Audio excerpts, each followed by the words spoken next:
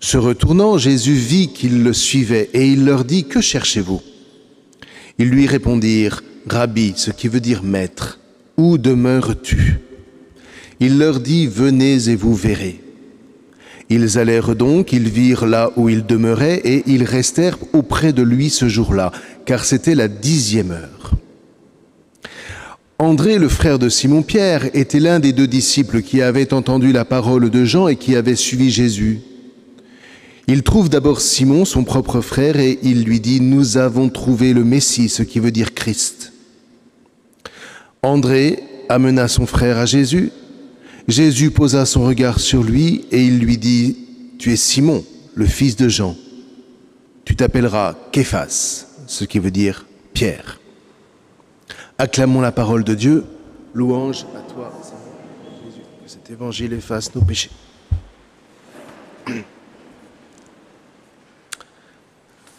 Alors,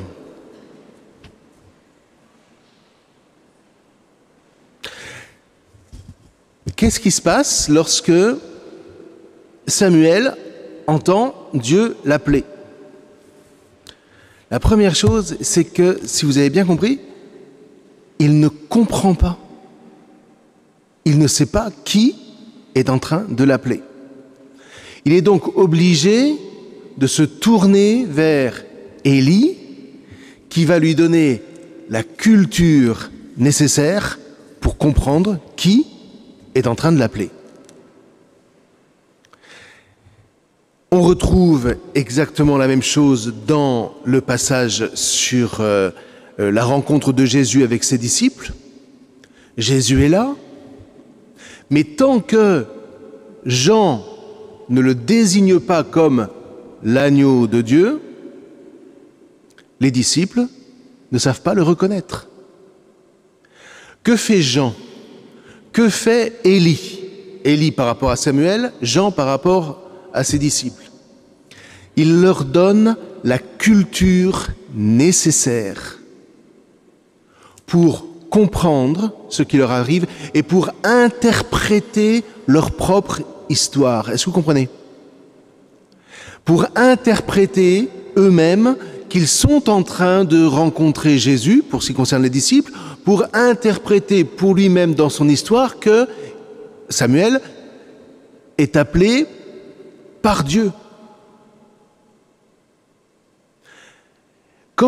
Revenons à Jean, quand Jean dit « Voici l'agneau de Dieu », vous allez me dire, c'est pas très explicite. Sauf que pour des Juifs qui, de toute façon, dans les synagogues, ont entendu la parole de Dieu et connaissent la fameuse Torah, la fameuse Torah dont on parlait dans le psaume. Personnellement, je fais toujours la conversion, mais à un moment, mon Dieu, voilà ce que j'aime, ta loi me tient aux entrailles. Normalement, il faudrait lire, on n'en veut pas au chanteur, la question n'est pas là, mais il faudrait dire, ta Torah me tient aux entrailles. C'est les paroles de Moïse, hein. C'est pas simplement la loi morale ou je ne sais pas quoi. C'est ta Torah me tient aux entrailles. C'est-à-dire que j'ai intégré ta Torah.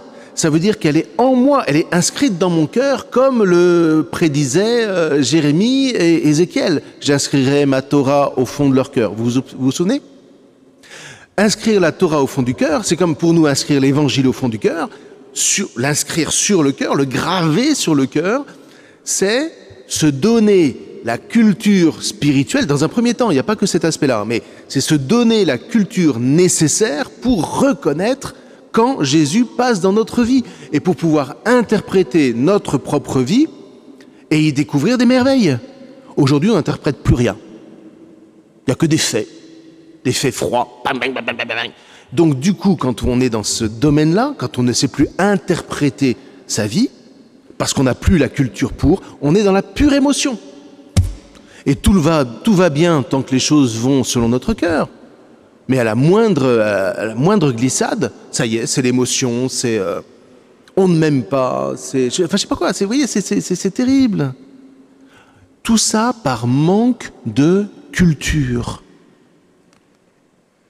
Donc nos jeunes ont besoin, et ça il faut que vous et moi on y travaille, nos jeunes ont besoin que nous allions à contre-courant d'une société qui déshumanise ses enfants en ne leur donnant plus de culture, c'est-à-dire en ne leur apprenant plus à interpréter leur propre histoire. Ce n'est pas simplement en décrivant ce qui s'est passé dans la Grèce antique ou je ne sais pas quoi, en donnant des faits sur cette histoire factuelle qu'on leur donne aujourd'hui, qu'ils vont apprendre à interpréter leur vie.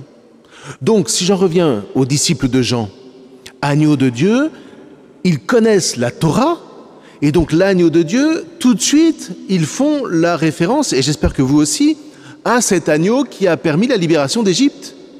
Au moment où la mort va déferler sur les premiers-nés d'Égypte, une mort, je vous rappelle, que le Pharaon a lui-même demandé. C'est Pharaon qui a demandé à ce que tous les premiers-nés des Hébreux soient... Donc c'est lui qui a invoqué la mort, ne sachant pas que lorsque j'invoque la mort sur quelqu'un d'autre, cette mort me revient toujours dessus. Et c'est le principe même de n'importe quel péché. Voilà. Ça me revient dessus, à un moment ou un autre. Donc, qui a sauvé, quel est le symbole qui a sauvé les premiers-nés hébreux lors de passage de l'ange?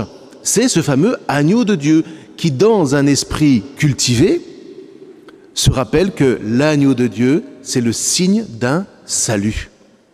C'est le signe d'une vie qui est vainqueur de la mort. Donc quand ils entendent ça, il y a deux dimensions ici. Il y a la dimension de l'intelligence qui vont faire qu'ils vont reconnaître le Sauveur. Ils ne savent pas encore que c'est Dieu, la question n'est pas là, mais ils vont suivre un Sauveur. Et puis deuxièmement, ils vont offrir à l'Esprit Saint de leur inspirer de suivre Jésus. C'est le dernier point, ça c'est la dimension spirituelle. Si j'ai la culture nécessaire, ça c'est ma part de travail, si j'ai la culture nécessaire, c'est-à-dire que si j'ai inscrit en moi et l'Évangile et la Torah de Dieu, alors l'Esprit Saint est sur un domaine qui lui est familier parce qu'il peut venir puiser tous les versets dont nous avons besoin, au moment où nous en avons besoin. Donc, l'Esprit Saint, c'est pas celui qui souffle par en haut et puis Seigneur, amène-moi une je sais pas quoi. Seigneur, je me rends pauvre, je me rends disponible en apprenant ta parole. Ta loi, ta parole me tient aux entrailles.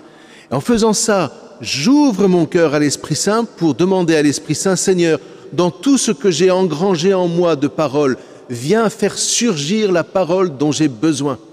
Et cette parole ne vient jamais comme ça, elle vient toujours par un autre. Et c'est comme ça que Jean, est-ce que vous me suivez toujours? Je ne vous ai pas perdu?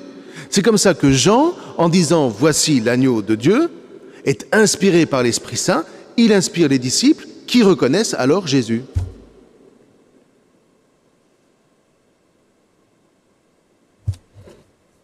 Il est 9h25. Je ne sais pas si ça va.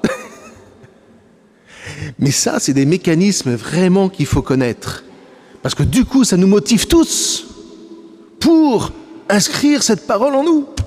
Et ça motive nos jeunes, ce qui leur donne la culture nécessaire. Vous voyez, et cette culture-là, c'est elle qui nous fait reconnaître l'Eucharistie. C'est elle qui nous fait reconnaître le pain qui va nous attacher au sacrifice du Christ. Et c'est elle, cette inspiration qui vient de l'Esprit, qui nous permet d'interpréter notre propre histoire pour l'attacher au Christ et pour offrir notre vie, quelle qu'elle soit.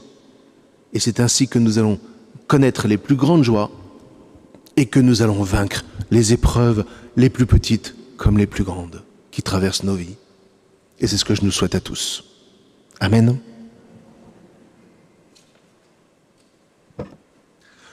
Me voici, Seigneur, je viens faire ta volonté, qu'il me soit fait selon ta parole. Me voici, Seigneur, je viens faire ta volonté, qu'il me soit fait selon ta parole.